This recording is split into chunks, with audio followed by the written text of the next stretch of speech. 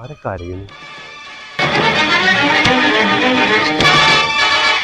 എന്ത് പ്രാന്ത ഇജ്ജ് കാണിക്കണ്? 5 കൊല്ലമായിട്ട് ഞാൻ സ്നേഹിക്കുന്ന പെണ്ണാടാ.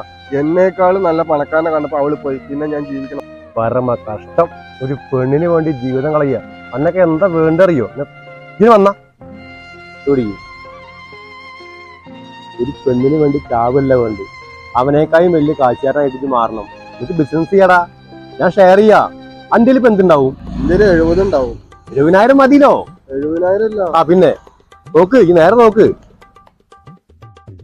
ഒരു 20 ഉണ്ട്, ഒരു 50 ഉണ്ട്.